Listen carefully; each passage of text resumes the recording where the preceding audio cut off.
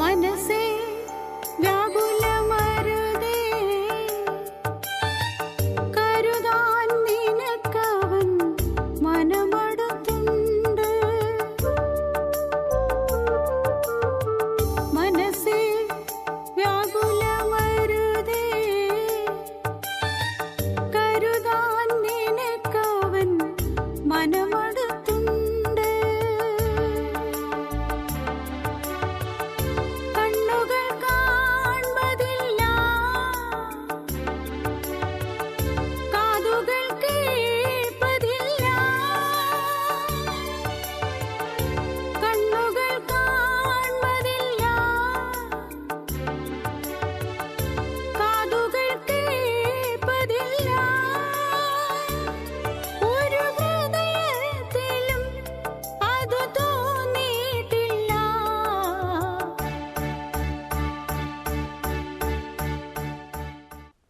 മനസ്സുറക്കുമ്പോൾ പ്രോഗ്രാമിലേക്ക് സ്വാഗതം.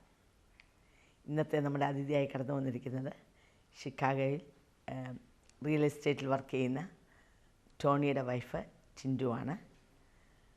താനും ഷിക്കാഗോയിലെ ഒരു സ്പീച്ച് തെറാപ്പിസ്റ്റായിട്ട് വർക്ക് ചെയ്യുന്നു. ഇത് തന്നെ ഇവിടെ ലഭിച്ചത് വലിയൊരു ബ്ലെസ്സിങ് ആയിട്ട് ഞാൻ കരുതുകയാണ്. ഇനി തൻ്റെ അനുഭവം തൻ്റെ നാവിൽ തന്നെ നമുക്ക് ശ്രമിക്കാവുന്നതാണ്. ഞാൻ IPC ജയോത്സവം ചർച്ചിലെ മെമ്പറായിരുന്നു. അതിന് മുമ്പ് ഞാൻ ഓർത്തഡോക്സ് ചർച്ചിലായിരുന്നു പോയിക്കൊണ്ടിരുന്നത്. ഞങ്ങൾ കുടുംബമായിട്ട് ഓർത്തഡോക്സ് ചർച്ചിലായിരുന്നു പോയിക്കൊണ്ടിരുന്നത്. ആ സമയത്ത് എനിക്ക് പപ്പയും മമ്മിയും രണ്ട് അനിയന്മാരും ഉണ്ട്. ഞങ്ങൾ 3 പേരാണ്. അപ്പോൾ ഞാനും എൻ്റെ ഇളയ അനിയനും ഉണ്ടായിരുന്ന സമയത്ത് ഞങ്ങൾക്ക് വളരെ സന്തോഷകരമായൊരു ജീവിതമായിരുന്നു.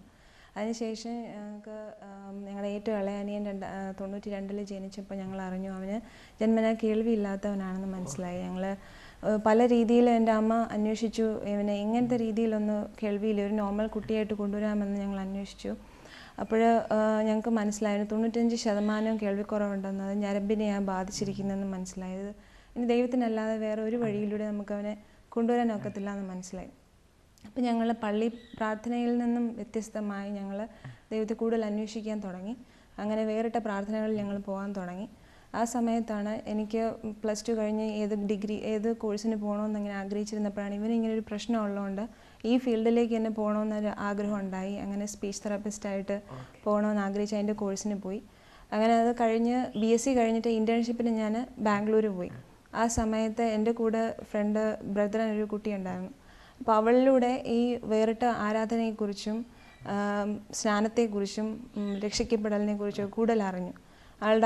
അവൾ പോയിക്കൊണ്ടിരുന്ന ചർച്ചിൽ പോയി. അപ്പം ഇതാണ് ശരിയെന്ന് എനിക്ക് തോന്നി. ആ സമയങ്ങളിൽ ഇൻറ്റേൺഷിപ്പ് ആയതുകൊണ്ട് കൂടുതൽ പഠിക്കാനില്ല. അപ്പം ബൈബിൾ കൂടുതലായിട്ട് ഞാൻ വായിക്കാൻ തുടങ്ങി.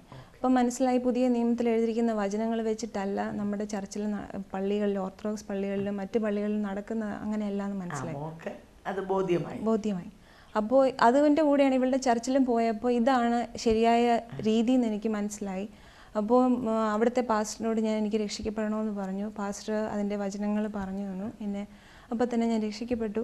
അപ്പോൾ മമ്മിയോട് ഞാൻ വിളിച്ചു പറഞ്ഞു ഇവിടെ വെച്ച് രക്ഷിക്കപ്പെട്ടു, എനിക്ക് ഇവിടെ വെച്ച് തന്നെ സ്നാനപ്പെടണമെന്ന് പറഞ്ഞു. വളരെ സിമ്പിൾ അല്ലേ, നമ്മളൊന്നുമേ ചെയ്യേണ്ടത്. ഈ കർത്താവ് എല്ലാം ചെയ്ത് തീർത്തതുകൊണ്ട് ഹൃദയം കൊണ്ട് വിശ്വസിച്ചു, വാഗം ഡേറ്റ് പറഞ്ഞു, രക്ഷിക്കപ്പെട്ടു. അതെ. അപ്പോൾ മമ്മി പറഞ്ഞു നീ തിരുവനന്തപുരത്ത് വന്നിട്ട് സ്നാനപ്പെടാൻ, നമ്മൾ ഒരു ആരാധനയ്ക്ക് പോകുന്നുണ്ടല്ലോ അവിടെ പോകാമെന്ന് പറഞ്ഞു. അങ്ങനെ ഞാൻ ഇവിടെ വന്നതിന് ശേഷം ഞാൻ സ്നാനപ്പെടണമെന്ന് തീരുമാനിച്ചു. വീട്ടിലെ മമ്മിയോട് മാത്രമേ ഞാൻ പറഞ്ഞുള്ളൂ, പിന്നെ ആങ്ങളമാരോടും പറഞ്ഞു. അപ്പോൾ ഞാൻ സ്നാനപ്പെടുന്നു കേട്ടപ്പം ഇവരും സ്നാനപ്പെടണം അതിൻ്റെ കൂടെ എന്നുള്ള ഇതിൽ ഞങ്ങൾ 3 പേരും ഒന്നിച്ചങ്ങ് സ്നാനപ്പെട്ടു. അപ്പോഴും പപ്പ ഇത് അറിഞ്ഞിട്ടില്ലായിരുന്നു. പപ്പ തൃശ്ശൂർ KSCBയിൽ വർക്ക് ചെയ്തുകൊണ്ടിരിക്കുക. അപ്പോൾ പപ്പ തിരിച്ചു വന്നപ്പോൾ പപ്പയ്ക്ക് അത് ദേഷ്യവും വിഷമവും ഒക്കെ ആയി. അങ്ങനെ ഇതിൽ പോയപ്പോൾ മമ്മി ഉള്ളിൽ വിശ്വസിച്ചുകൊണ്ടിരുന്നു പപ്പയ്ക്കൊരു സമയത്ത് മാറ്റം വന്ന് പപ്പ രക്ഷിക്കപ്പെട്ട് സ്നാനപ്പെടുന്ന സമയത്ത് ഞാൻ സ്നാനപ്പെടാമെന്ന് കരുതി. മമ്മി അതിനുവേണ്ടി വെയിറ്റ് ചെയ്തിരുന്നു. അങ്ങനെ വളരെ സന്തോഷകരമായൊരു ജീവിതമായിരുന്നു ആ സമയങ്ങളിലൊക്കെ എനിക്ക്. പക്ഷേ വിശ്വസിച്ച് സ്നാനപ്പെട്ടതിന് ശേഷം എൻ്റെ ജീവിതത്തിൽ അനേകമായിട്ടുള്ള ജീവിതത്തിൽ ഒരുപാട് പ്രശ്നങ്ങളുണ്ടായി. അതിൽ അഗ്നിയിൽ കൂടി നടത്തുക എന്നുള്ള ആ രീതിയിൽ എനിക്കത് അനുഭവപ്പെടേണ്ടി വന്നു ഒരുപാട് അവസ്ഥകൾ. ഇപ്പോൾ നെഞ്ചിൽ തീ എന്നുള്ളത് പലരും പറഞ്ഞു കേട്ടിട്ടുണ്ട്, പക്ഷേ എൻ്റെ ഉള്ളിൽ അത് നല്ലോണം അനുഭവിച്ചു. അതിലും ആ സമയങ്ങളിലെല്ലാം ദൈവം വളരെ വചനങ്ങളിൽ കൂടെ എന്നോട് ബലപ്പെട്ട് മുന്നോട്ട് പോകാൻ എന്നോട് പറഞ്ഞുകൊണ്ടിരുന്നു. അനേകം തരുണികൾ സാമർഥ്യം കാണിച്ചിട്ടുണ്ട്, നീയും അതിലെല്ലാവരും ശ്രേഷ്ഠയാകുന്നു, ലാവണ്യം വ്യാജവും സൗന്ദര്യം വ്യർത്ഥവുമാകുന്നു. ആ വചനങ്ങളിലൊക്കെ ഞാൻ മുറിക്കകത്ത് കണ്ണടച്ചിരുന്ന് കരഞ്ഞു പ്രാർത്ഥിക്കും. മമ്മിയോട് പോലും തുറന്ന് പറഞ്ഞിട്ടില്ലാത്ത ഒരുപാട് കാര്യങ്ങളിൽ കരഞ്ഞു പ്രാർത്ഥിക്കുമ്പോൾ ദൈവം എനിക്ക് വേണ്ടി എഴുതിയതുപോലെയാണ് ആ വചനങ്ങളൊക്കെ എനിക്ക് കാണിച്ചു തന്നിട്ടുള്ളത്. അതാണല്ലോ നമുക്ക് ഏറ്റവും വലുതല്ലേ. അതെ, തീയിൽ കൂടെ കടന്നു പോകുന്ന അവസ്ഥകളിൽ നമ്മൾ എത്തിച്ചേരും. എന്നാലും അവിടെയൊക്കെ ദൈവ പൈതലിനും അല്ലാത്തവർക്കും നമ്മൾ വ്യത്യാസം. അവരും തീയിൽ കൂടെ കടന്നു പോകും, നമ്മളും തീയിൽ കൂടെ കടന്നു പോകും ഈ ലോകത്തിലായിരിക്കുമ്പോൾ. എന്നാൽ we have somebody to rely upon അല്ലേ. ആ സമയത്ത് ആ കർത്താവ് നമ്മളെ ഏറ്റവും ആശ്വസിപ്പിക്കുകയും ധൈര്യപ്പെടുത്തുക നമുക്ക് അനുഭവിക്കാൻ കഴിഞ്ഞു അല്ലേ. മമ്മിയോട് പോലും പറയാൻ വയ്യാത്ത സാഹചര്യത്തിൽ കർത്താവിനല്ലേ അത് അറിയത്തുള്ളൂ. പിന്നെ ഒരു വചനം, നിങ്ങൾ പ്രത്യാശിക്കുന്ന ശുഭഭാവി വരുവാൻ തക്കവണ്ണം ഞാൻ നിങ്ങളെക്കുറിച്ച് നിരൂപിക്കുന്ന നിരൂപണങ്ങൾ ഇന്നവ എന്നറിയുന്നു, അവ തിന്മയ്ക്കല്ല നന്മയ്ക്ക് അത്രയുള്ള നിരൂപണങ്ങൾ. അപ്പം അതൊക്കെ ഭയങ്കരമായിട്ട് എന്നെ അങ്ങ് പിടിച്ച് ധൈര്യപ്പെടുത്തിക്കൊണ്ടിരുന്നു. ആ സമയങ്ങളിൽ മോക്ക് പ്രതീക്ഷിക്കാൻ ഒരു വകയും ഇല്ലായിരുന്നു. എനിക്ക് വരുമെന്ന്. അപ്പോൾ എനിക്ക് ഇതിൽ കൂടെ ഒക്കെ പോയാലും ശുഭഭാവി ഉണ്ട് എന്നുള്ള ഒരു ഉറച്ച വിശ്വാസം എനിക്കുണ്ടായിരുന്നു. പിന്നെ ഒരു സന്ദർഭത്തിൽ ഞാൻ കർത്താവെ ഇനി എനിക്ക് എന്ത് സംസാരിക്കണം എന്നുള്ളൊരു അവസ്ഥ വന്നു. ഒരു പ്രത്യേക ഒരാളോട് എനിക്ക് സംസാരിക്കണം. അപ്പം എന്ത് സംസാരിക്കണം കർത്താവെ, എന്നെ നീ ബലപ്പെടുത്തണമെന്ന് പറഞ്ഞ് ഞാൻ കരഞ്ഞ് പ്രാർത്ഥിക്കുന്ന സമയത്ത് എൻ്റെ ഈ സൈഡിൽ വന്ന് എന്നോട് ഇരുന്ന് ഒരു പഞ്ഞി കൊണ്ടുള്ള ഒരു പുതപ്പ് വെച്ച് ഇങ്ങനെ മൂടി, ഞാൻ നിൻ്റെ കൂടെയുണ്ട്, പിന്നെ നീ നോക്കും, ഞാൻ മാത്രമല്ല, നിനക്ക് ഇത്രയും ഭടന്മാരെ പോലെ ഒരുപാട് പേര് നിനക്ക് വേണ്ടിയിട്ടുണ്ടെന്ന് പറഞ്ഞ് നല്ല വെണ്മയേറുന്ന ഒരുപാട് പേരെ എനിക്ക് കാണിച്ചു തന്നു. ഭയങ്കര വെണ്മ, അത് പഞ്ഞിയേക്കാളും ഭയങ്കര, പഞ്ഞിയുടെ പുതപ്പിടുമ്പോഴേ എനിക്കങ്ങ് എന്തോ സുഖം വരുമായിരുന്നു. അങ്ങനെ ആ ഒരു അവസ്ഥയിൽ ദൈവം അങ്ങനെ എന്നെ ദൂതന്മാര് എത്രയോ പേര്. പക്ഷെ നമ്മൾ പലപ്പോഴും അത് നമ്മൾ ഗ്രഹിക്കുന്നില്ല, ആ ദൈവ സാന്നിധ്യം നമ്മളോടൊപ്പം ഉള്ളത്. ഞങ്ങളെ കേൾക്കുന്ന പ്രേക്ഷകരോട് എനിക്ക് പറയാനുള്ളതാണ്, നമ്മളെല്ലാം വേദനകൾ കൂടെയും കഷ്ടങ്ങൾ കൂടെയും ഈ ലോക ജനത തന്നെ ഈ ലോകത്തിലാണെങ്കിൽ എല്ലാവർക്കും കഷ്ടങ്ങളും ബുദ്ധിമുട്ടുകളും പ്രയാസങ്ങളും ഒക്കെ ഉണ്ട്. ചിൻറ്റു എടുത്തു പറയാൻ ആഗ്രഹിക്കുന്നില്ല, എന്നാൽ അവളുടെ ജീവിതത്തിൽ പറഞ്ഞറിയിക്കാൻ വയ്യാത്ത ഒരു പ്രത്യേക സാഹചര്യത്തിൽ കൂടെ അവൾ കടന്നു പോവുകയായിരുന്നു. അവൾ പറഞ്ഞല്ലോ, നെഞ്ചിനകത്ത് തീയിൽ കൂടെ കടന്നു പോകുന്ന അനുഭവം. ആ അവസ്ഥയിൽ ഒരു ദൈവവൈദ്യനും അല്ലാത്തതും നമ്മൾ വ്യത്യാസമാണ്. യേശു അവിടെ കടന്നു വരും. ഞാൻ കഷ്ടങ്ങളിൽ ഏറ്റവും അടുത്ത തുണ എന്ന് പറഞ്ഞ് കർത്താവ് ചുമ്മാ പറഞ്ഞു വിടുകയല്ല, അത് ബൈബിൾ ചുമ്മാ എഴുതി വെച്ചിരിക്കുകയല്ല. ഞാൻ ഏറ്റവും അടുത്ത തുണ. അതാണ് ആ ദൈവ സാന്നിധ്യം കൊണ്ട് കർത്താവ് അവളെ കവർ ചെയ്തു. ആ ദൈവ സാന്നിധ്യത്തിലുള്ള സമാധാനം, അതിലുള്ള സന്തോഷം കർത്താവ് തന്നെ നേരിട്ട് അവിടെ ഇറങ്ങി വരിക ചെയ്തത്. ബൈബിൾ നമ്മൾ പല അവസരങ്ങളിൽ വായിക്കുന്നുണ്ട്. തീച്ചൂളയിൽ കൂടെ ആ 3 ബാലന്മാർ മേശയ്ക്ക് അഭയജ്ഞവും 3 പേരും ആയിരുന്നു തീക്കകത്ത്. എന്നാൽ ഒരു 4ാമൻ അവിടെ ഇറങ്ങി വന്നു. ഒരു ദൈവമതിൽ തീയിൽ കൂടെ നടന്നു പോകുമ്പോൾ അവിടെ അവൻ നമ്മളെ തന്നെ വിടുന്ന കർത്താവല്ല, അവിടെ അവൻ ഇറങ്ങി വരുന്നവനാ. അതുമാത്രമല്ല, അനേക ദൂതന്മാർ ചുറ്റുമുള്ളത്. നമ്മളത് ഗ്രഹിക്കുന്നുണ്ടോ? ഞങ്ങളെ ശ്രമിക്കുന്ന അനേക ദൈവജനം കാണാം. നിങ്ങൾ ഇതുപോലുള്ള കഷ്ടങ്ങൾ കൂടെ വേദനകളിൽ കൂടെ കടന്നു പോകുന്ന വ്യക്തികളായിരിക്കാം. അയ്യോ, ഐ എം അലോൺ, എനിക്കാരുമില്ല എൻ്റെ ഈ വേദന കാണാൻ, എൻ്റെ ഈ കഷ്ടം കാണാൻ എന്ന് ഓർത്ത് നിങ്ങൾ വേദനിക്കുന്ന വ്യക്തിയാണോ? നിങ്ങൾ തന്നെയല്ല കേട്ടോ. ചിൻറ്റുവിൻ്റെ അടുത്ത് വന്ന് യേശു നിങ്ങളുടെ അടുത്തുണ്ട്.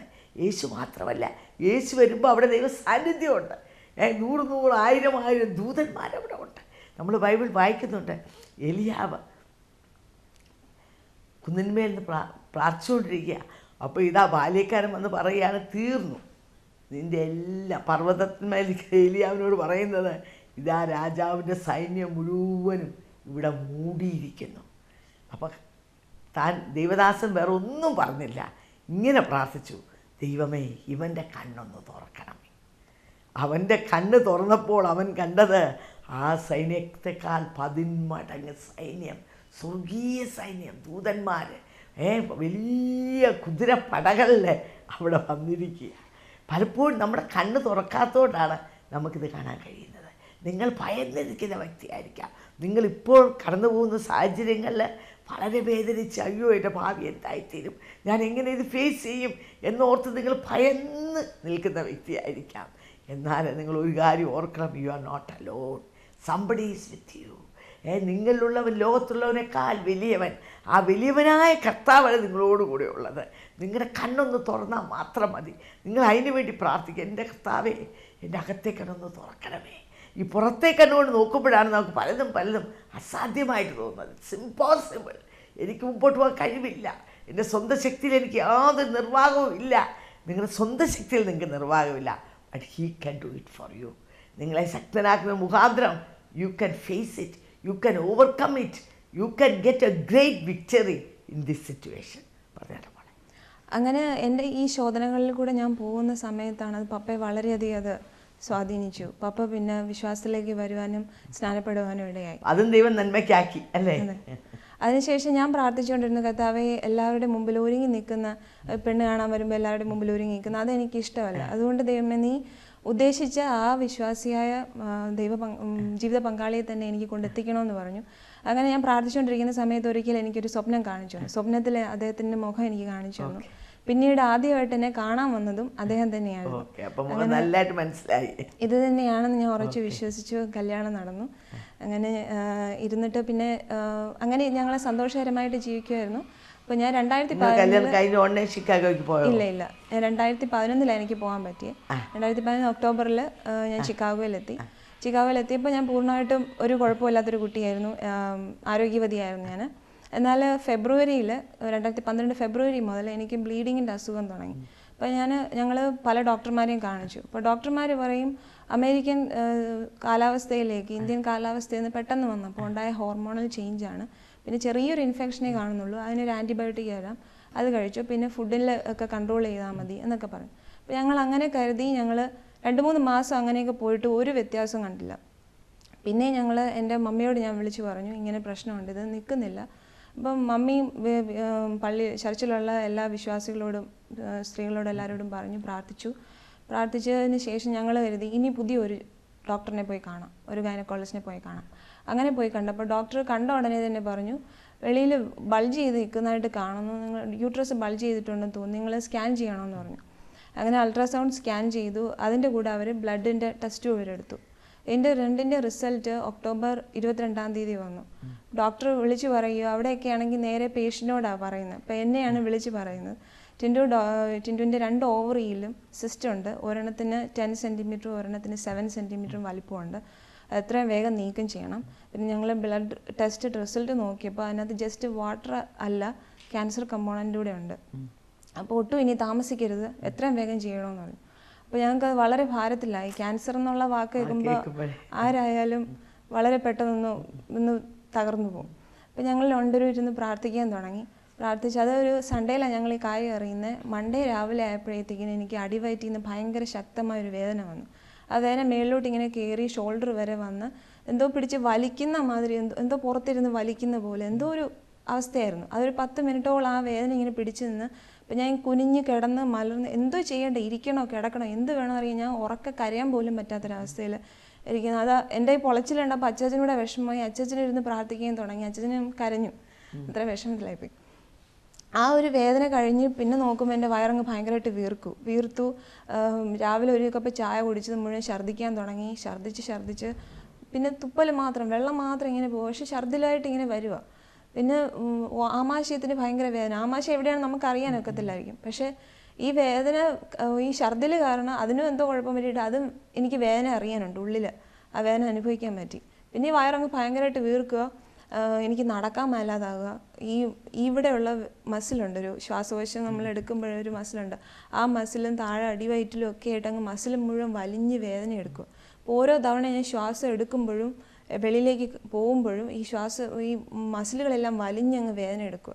അച്ചച്ചൻ എന്നെ പിടിച്ചു കൊണ്ടുപോയി എന്നെ കട്ടിലേ കൊണ്ടുപോയി കിടത്തി ഇങ്ങനെ മലന്ന് കിടക്കുമ്പോഴും ഓരോ തവണ ഞാൻ ശ്വാസം എടുക്കുമ്പോഴും ഈ വേദന ഞാൻ അനുഭവിച്ചുകൊണ്ടാണ് ശ്വാസം എടുക്കുകയും കളയുകയും ചെയ്യുന്നത്. ഇപ്പം അപ്പോഴും ഉള്ളിലൊരു വചനം വന്നു, ഏത് മനുഷ്യനും ഉറച്ചു നിന്നാലും ഒരു ശ്വാസം അത്ര എന്നുള്ള വചനം.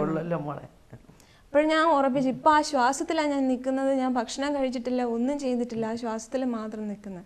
എന്നിട്ട് ഒന്ന് തിരിയണമെങ്കിൽ അച്ഛൻ്റെ ഹെൽപ്പ് വേണം എനിക്ക്. ഒന്ന് എഴുന്നേക്കാനും മേലാതെ അങ്ങനെ കിടക്കും. അപ്പം ഡോക്ടറെ വിളിച്ച് ചോദിച്ചു, ഡോക്ടർ ഇങ്ങനെ ഒരു സ്റ്റേജിലായി, ഇപ്പോൾ കിടക്കും, എവിടെ അനങ്ങാൻ മേലാതിരിക്കുകയാണ്. അപ്പോൾ ഡോക്ടർ പറഞ്ഞു സർജറിക്ക് കൊണ്ടുവരാനാണെങ്കിൽ കൊണ്ടുവന്നാൽ മതി, അല്ലാതെ ഞങ്ങൾക്ക് ഒന്നും ചെയ്യാനൊക്കത്തില്ല എന്ന്.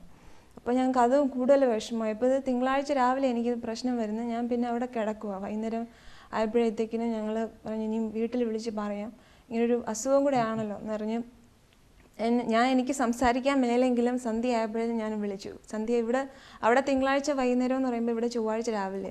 അപ്പോൾ വീട്ടിലെ ലേഡീസ് മീറ്റിംഗ് നടത്തുന്നതിൻ്റെയൊക്കെ ഒരുക്കങ്ങൾ നടക്കുന്നതിനിടയിലായിരുന്നു. അപ്പം ഞാൻ മമ്മിയെ ഇങ്ങനെ വിളിച്ച് പറയും, മമ്മി എനിക്ക് ക്യാൻസർ ഉണ്ടെന്ന് ഡോക്ടർ പറഞ്ഞു. പക്ഷേ എനിക്കതിലത്ര ഇതില്ല, എൻ്റെ ശരീരത്തിൽ ഇങ്ങനെയൊക്കെ ഞാൻ അനുഭവിക്കുന്നുണ്ട്, പക്ഷേ എനിക്കതിൽ ഇതില്ലാന്ന് പറഞ്ഞു. പിന്നെ മമ്മി അത് കേട്ട ഉടനെ മമ്മി ഉറച്ച് വിശ്വസിച്ച് കുറേ വചനങ്ങൾ എനിക്ക് പറഞ്ഞു. അതും കൂടെ കേട്ടപ്പോൾ എനിക്ക് നല്ല ധൈര്യമായി. ഇത് ദൈവം അറിയാതെ ഒന്നും നമ്മുടെ ജീവിതത്തിൽ നടക്കുന്നില്ല എന്ന് മനസ്സിലായി. കാരണം ഇതിന് മുമ്പുണ്ടായ ആ ജീവിതത്തിലെ ശോധനകൾ അത് ദൈവത്തിൻ്റെ അത്ഭുതം തന്നെയായിരുന്നു. അപ്പോൾ അതിൽ കുറച്ചുകൂടെ കൂടിയതാണെങ്കിൽ കൂടി ദൈവം അറിയാതെ നടക്കുന്നതല്ല. അപ്പോൾ ഇതിലെന്തോ ഒന്നൊരു ഉദ്ദേശമുണ്ട് ദൈവത്തിനെന്ന് എനിക്ക് ഉറപ്പായിരുന്നു. അപ്പം ഞാൻ കിടക്കുന്ന സമയത്ത് ദൈവത്തോട് പ്രാർത്ഥിച്ചു, കർത്താവേ, നിൻ്റെ ഉദ്ദേശം നീ എന്നെ ഈ ഭൂമിയിൽ നിലനിർത്താനാണെങ്കിൽ, ഒരു സാക്ഷിയെ നിലനിർത്താനാണെങ്കിൽ അതിനുവേണ്ടി നീ എന്നെ ഒരുക്കണം. അഥവാ നീ എന്നെ തിരിച്ച് വിളിക്കാനാണെങ്കിൽ അതിനുവേണ്ടി നീ എന്നെ ഒരുക്കണം. അതുകൊണ്ട് ഞാൻ എൻ്റെ ചെറിയ ചെറിയ തെറ്റുകളാണ്, ചെറുതാണെന്ന് നമുക്ക് പറയാനൊക്കെ ഉള്ളൂ, എല്ലാം തെറ്റുകൾ തന്നെയാണ്, പാവങ്ങൾ തന്നെ. അപ്പോൾ തെറ്റുകളെല്ലാം ഞാൻ പറയാൻ തുടങ്ങി. ഞാൻ അങ്ങനെ ചിന്തിച്ചത്, ഇങ്ങനെ ചിന്തിച്ചത്, അങ്ങനെ പറഞ്ഞതും ദേഷ്യപ്പെട്ടതും എല്ലാ കട്ടിലേക്ക് കിടന്നുകൊണ്ട് ഞാൻ ദൈവത്തോട് പറയാൻ തുടങ്ങി, റെഡിയാകുന്ന പോലെ. അങ്ങനെ പ്രാർത്ഥിച്ചുകൊണ്ട് ഞാൻ കിടന്നു. അപ്പോഴും അച്ഛനും ഭയങ്കര വിഷമമായി. അച്ഛൻ ഇടയ്ക്കിടയ്ക്ക് വന്നു, I want to save your life എന്ന് പറഞ്ഞുകൊണ്ട് എന്ത് വേണമെങ്കിലും നിൻ്റെ ജീവൻ രക്ഷിക്കാണ്ട് എനിക്ക് എന്ത് വേണമെങ്കിലും ചെയ്യണമെന്ന് പറഞ്ഞുകൊണ്ട് ഓടി നടക്കും. അതിനിടയിൽ ഫ്രണ്ട്സിനെയൊക്കെ അറിയിച്ചു. അവരൊക്കെ വീട്ടിൽ വന്ന് എന്നെ കാണുകയൊക്കെ ചെയ്തു കഴിഞ്ഞാൽ എന്തോ ഞാനിപ്പോൾ ചത്തുപോകുന്നുള്ള രീതിയിൽ എന്നെ നോക്കുന്നു, ഭയങ്കര സിമ്പതിയോടുകൂടിയാണ് നോക്കുന്നത്. അവർ വന്ന് പ്രാർത്ഥിച്ചു, ഭക്ഷണമൊക്കെ കഴിക്കാനൊക്കെ തന്നു. എന്നാലും അത് ഇറക്കാൻ പോലും പറ്റാത്തൊരവസ്ഥയിൽ ഒരാഴ്ചയോളം കിടന്നു. അതിനിടയിൽ തന്നെ മമ്മി ഈ കാര്യം പാസ്റ്ററിനെ വിളിച്ചറിയിച്ചു. മമ്മീനെ ധൈര്യപ്പെടുത്തിയെങ്കിലും മമ്മിയുടെ ഉള്ളിലൊരു പേടിയുണ്ടായി. ഉടനെ പാസ്റ്ററിനെ വിളിച്ചറിയിച്ചു. പാസ്റ്റർ വീട്ടിൽ വന്നു, പാസ്റ്ററും അമ്മാമ്മയും വന്ന് പ്രാർത്ഥിച്ചു, ധൈര്യപ്പെടുത്തിക്കൊണ്ടിരുന്നു. ലേഡീസ് മീറ്റിംഗ് അന്ന് തന്നെ നടത്തി. അപ്പോൾ എൻ്റെ റിസൾട്ടുകളെല്ലാം അച്ഛൻ തന്നെ പ്രിൻ്റ് എടുത്ത് ഇങ്ങോട്ട് അയച്ചു കൊടുത്തു, ഇമെയിൽ അയച്ചു കൊടുത്തു. അത് കയ്യിൽ വെച്ച് ഇവരെല്ലാവരും പ്രാർത്ഥിക്കാൻ തുടങ്ങി. സഭ ഒന്നടങ്കം പ്രാർത്ഥിക്കാൻ തുടങ്ങി. ഒരു ശരീരത്തിലെ ഒരു അവയവത്തിന് എന്തെങ്കിലും ബുദ്ധിമുട്ടുണ്ടെങ്കിൽ നമുക്ക് മുഴുവനായിട്ട് വേദന എടുക്കും. നമ്മൾ ബൈബിൾ പറയുന്നേ സഭയുടെ ശ്രദ്ധയോടുകൂടിയ പ്രാർത്ഥന വളരെ ഫലിക്കും അല്ലേ, ഒരു മനസ്സോടെയുള്ള പ്രാർത്ഥന. അതുപോലെ അവർക്ക് സംഭവിച്ചതുപോലെ അവർ വേദനിച്ച് പ്രാർത്ഥിച്ചു എനിക്ക് വേണ്ടിയിട്ട്. ആ ഒരാഴ്ചയുടെ ഉണ്ടായിരുന്ന ആ പ്രാർത്ഥന വളരെ ശക്തമായിട്ട് കടലുകൾക്കപ്പുറത്ത് അത് എൻ്റെ ശരീരത്തിൽ അതെനിക്ക് അനുഭവപ്പെട്ടു. പെട്ടെന്ന് തന്നെ അച്ഛൻ തീരുമാനിച്ചു ഇന്ത്യയിൽ കൊണ്ടുപോകാം, അവിടെയാണെങ്കിൽ എല്ലാവരും ഉണ്ട്. അപ്പം കൊണ്ടുപോകാൻ നേരം ഇങ്ങോട്ട് വരാനുള്ള ടിക്കറ്റ് ബുക്ക് ചെയ്യുന്നതിൻ്റെയൊക്കെ തിരക്കിൽ അച്ഛൻ ഓടാൻ തുടങ്ങി. അതിനിടയിൽ എനിക്ക് ഇടയ്ക്കിടയ്ക്ക് ഗ്ലൂക്കോസിൻ്റെ ഒരു ചെറിയ ട്യൂബ് കിട്ടി. അത് മേടിച്ച് അത് വായിൽ ഇങ്ങനെ ഇട്ട് തരും, ഒഴിച്ചൊഴിച്ച് ഒരു പേസ്റ്റ് പോലെ അത് വായിലോട്ട് ഇങ്ങനെ ഞെക്കി തരും. അത് ഞാൻ നുണയും. അതാണ് എൻ്റെ ഫുഡ്. അല്ലാതെ ഞാൻ കഴിക്കുന്നേ ഇല്ല. എനിക്ക് കഞ്ഞി കൊണ്ടുവന്ന് സൂപ്പ് കൊണ്ടുവന്ന് ഒന്നും വായിലോട്ട് ഇറക്കാൻ പറ്റുന്നില്ല, ഛർദ്ദിക്കുക. ഇച്ചിരി വെള്ളം കുടിക്കുകയാണെങ്കിൽ ഛർദ്ദിക്കുന്ന സ്റ്റേജാണ്. അപ്പോൾ ഈ എന്തെങ്കിലും ശരീരത്തിലൂടെ ചെല്ലണം എന്നുള്ളതുകൊണ്ട് ഈ ഗ്ലൂക്കോസ് മാത്രം പൊയ്ക്കൊണ്ടിരിക്കുമായിരുന്നു. പെട്ടെന്ന് തന്നെ പിന്നെ ഞങ്ങൾ നാട്ടിലെല്ലാവരെയും അറിയിച്ചു. നാട്ടിലെ പല ചർച്ചുകളിലേക്കും എനിക്ക് വേണ്ടി പ്രാർത്ഥന പോയി. ഞാൻ കണ്ടിട്ട് കൂടി ഇല്ലാത്തവർ എനിക്ക് വേണ്ടി പ്രാർത്ഥിക്കാനായിട്ട് ദൈവം എടുത്തു. കേൾക്കുമ്പോൾ എന്തൊരു വേദനയാണ്. 10-26 വയസ്സുള്ള കുഞ്ഞ് കല്യാണം കഴിഞ്ഞ് അങ്ങോട്ട് പോയേ ഉള്ളൂ. ഇത് കേൾക്കുമ്പോൾ എല്ലാവരും വേദനിക്കുമല്ലോ. ഒരു ആൻറ്റി എന്നോട് പറഞ്ഞു, മോളെ ഞാൻ രാത്രിയിൽ പ്രാർത്ഥിച്ചിട്ട് കിടന്നാലും പാതിരാത്രി ആകുമ്പോൾ എന്നെ വിളിച്ചെഴുന്നേൽപ്പിച്ച് ചിൻറ്റുവിന് വേണ്ടി പ്രാർത്ഥിക്കുക എന്ന് പറയും ദൈവം. അപ്പോൾ എനിക്കങ്ങ് ഭയങ്കര സന്തോഷമായി. ദൈവമേ, എനിക്ക് വേണ്ടി പ്രാർത്ഥിക്കാൻ ദൈവം എത്ര പേരെ നീ ഒരുക്കിയിരുന്നല്ലോ.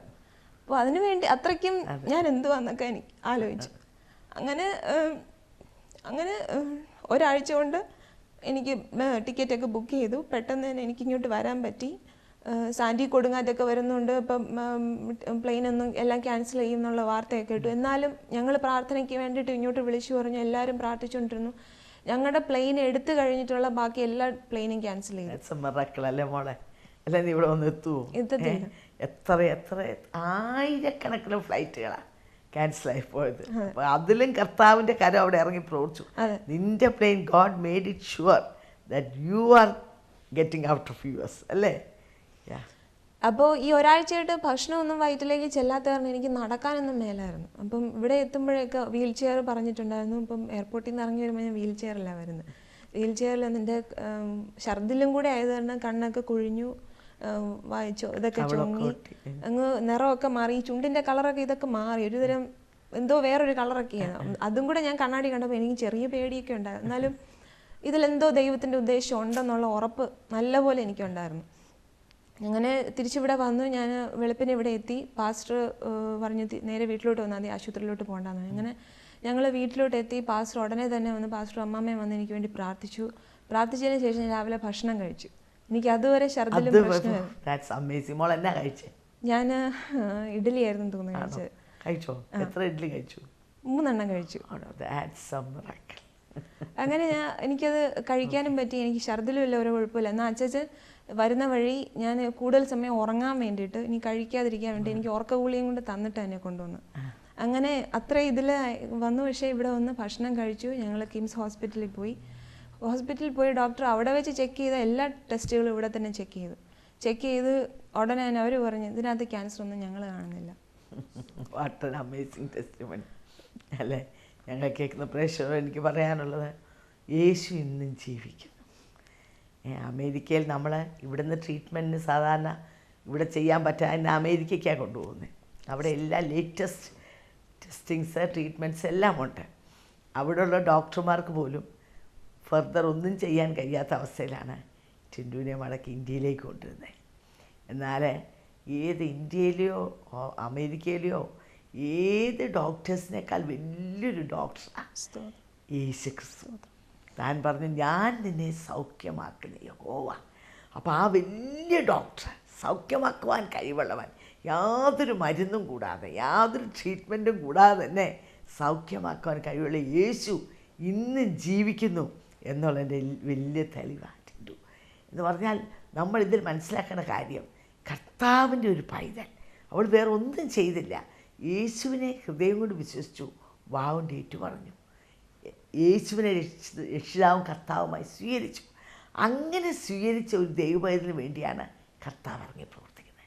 അവളുടെ ജീവിതത്തിൽ കടന്നു വന്ന വേദനയുടെ മധ്യത്തിൽ യേശുവോടെ ഇറങ്ങി വന്നു. ഈ പ്ലെയിനുകളെല്ലാം ക്യാൻസലാകുന്നതിന് മുമ്പ് ടിൻഡുവിൻ്റെ പ്ലെയിൻ ടേക്ക് ഓഫ് ചെയ്ത് കഴിഞ്ഞപ്പോൾ മറ്റതെല്ലാം ക്യാൻസലായി. അപ്പം അങ്ങനെയാണ് നമ്മൾ, യു ആർ വെരി സ്പെഷ്യൽ. നീ ഒരു ദൈവപൈതലാണോ? നീ ഇന്ന് ഒരു ദൈവപൈതലായിട്ടില്ലേ? അങ്ങനെയാണ് ഈ പ്രിവിലേജസ് ഒന്നും നമുക്ക് വേണ്ടേ. നിങ്ങൾ അതിന് വേണ്ടി വേറെ ഒന്നും ചെയ്യണ്ട. യേശുവിനെ ഹൃദയത്തിൽ നിന്ന് സ്വീകരിച്ചാൽ മാത്രം മതി. യേശുവിൻ്റെ പൈതലായി തീർന്നാൽ പിന്നെ നിങ്ങളുടെ വിഷയങ്ങളൊക്കെ കർത്താവായി ഏറ്റെടുക്കുന്നത്. നമുക്ക് വേണ്ടി യുദ്ധം ചെയ്യുന്നവൻ, നമുക്ക് വേണ്ടി കരുന്നവൻ, നമുക്ക് വേണ്ടി ജീവിക്കുന്നവൻ, അതല്ലേ ഈ ടിൻഡുവിൻ്റെ അനുഭവം പറയുന്നത്. പ്രാർത്ഥന. ഇവിടെ താൻ ഫോൺ വിളിച്ച് മാതാവിനോട് പറയുന്ന സമയം അവരുടെ ഭവനത്തിൽ ഒരു പ്രെയർ ഫെലോഷിപ്പ് നടക്കുക. സഹോദരിമാരെല്ലാം കൂടി ഒന്ന് പ്രാർത്ഥിക്കുക. സഭയായിട്ട് അവർ ഈ വിഷയം ഏറ്റെടുത്തു. ഒരു മനസ്സോടെ അവർ പ്രാർത്ഥിച്ചു, ദൈവത്തോട് നിലവിളിച്ചു.